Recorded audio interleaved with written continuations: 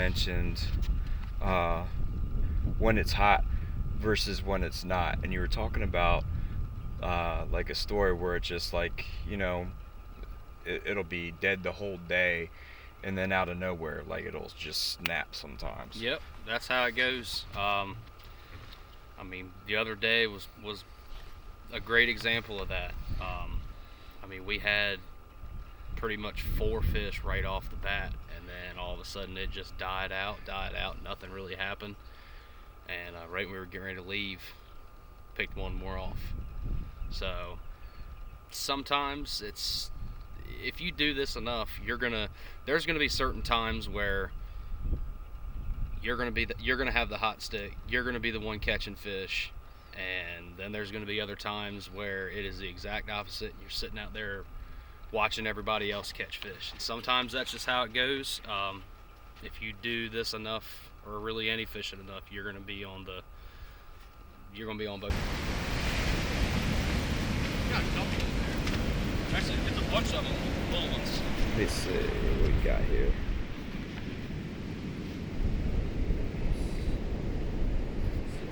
Yeah, you want the bigger ones for this. But all that's perfect for like kingfish and pompano and stuff. It's like the perfect size. Normally I'll put a couple of them on there unless it's like a big one. Put a piece of fish gum or fish bites on there with it. Especially if it's like fleas are hard to get that day. Just put a big one on there, a couple pieces of fish gum to go with it. Nice. But I don't know if it's just me. Some of the best days that I've had black drum fishing are days that fleas are hard to come by. Get a hand?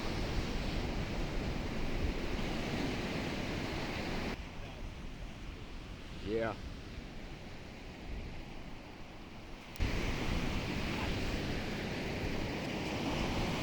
Hey, I'm catching and releasing if you want it. I'm good, man. I'll probably keep one if I catch it, but I'm not going to take your fish. I'll send that to you in hands. No, I'm gonna release it. So if you Go want ahead, man. I'm good. Okay. No big deal. Sure. My wife don't eat fish, so it's not. I don't keep a whole lot of them myself anyway. Yeah. It's nice. That's a perfect eat one right there if you're gonna eat one. Yeah. Taking a video? Yeah. Alright. I just set up figure dead.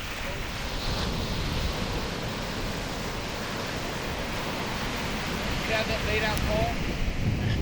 Right up close? That thing was sitting right up against me. So I'm actually tying like a high-low rig because my mom had a fish finder on that. Oh, there you go. So. Both ends of that.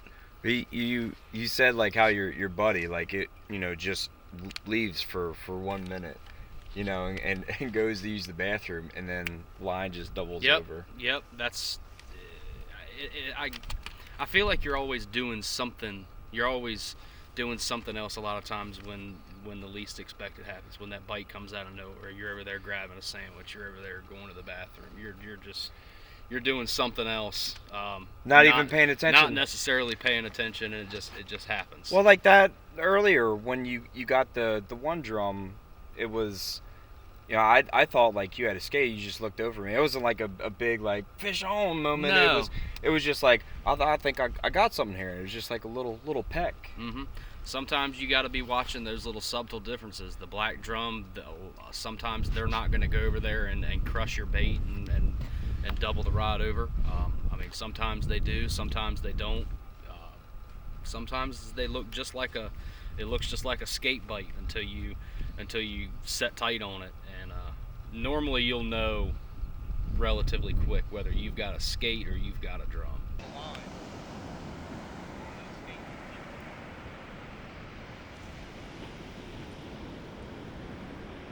I don't think it's very big.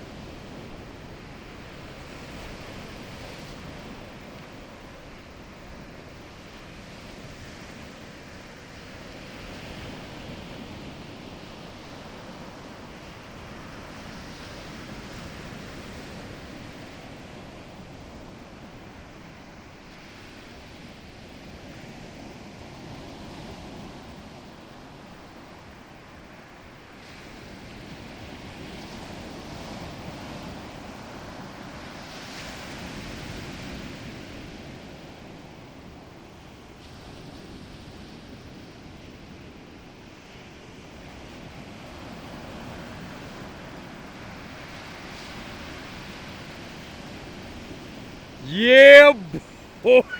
Yeah, my man. Yes, sir. Yes, sir.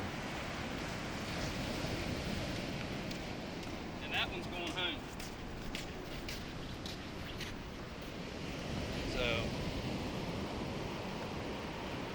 Yes. if you're gonna keep one to eat, that's the one right there.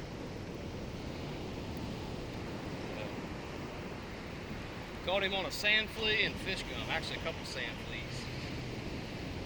But, Now, is there any differentiation there between, like, can you tell, are there any subtle differences between, reds versus blacks when you're out there? Do they act or behave in certain ways, or have you picked up on anything like that? a red will definitely give you a little bit more fight than the black drum will. They've got more endurance. They'll a lot of times hit and crush a bait a little harder. Sometimes they'll ease your bait off, and they don't necessarily crush it. It all depends on what they're doing, because sometimes they'll pick your bait up and they'll run straight in. So you got to be paying attention to when the line just slacks up way out of nowhere. So you got to run over there and catch the line up real quick and keep tight on it as quick as you can. You also mentioned something about when these people, I don't know if they're out of towners or they're there are people coming from across the bridge and just weird setups and stuff, and you'll get skunked that whole day, but some guy from like East Baltimore is coming down working like we saw the one gentleman out there who just had a weird kind of setup where shorter like an ugly stick or something, like freshwater gear, or you boat mentioned. rods and all. Yeah, there's more than one way to skin a cat. Some people come out, especially on a nicer day, those kind of setups, you can get away with those a little bit more. But when the weather starts to crank up, the conditions start to crank up, it really pays to have a nice quality setup.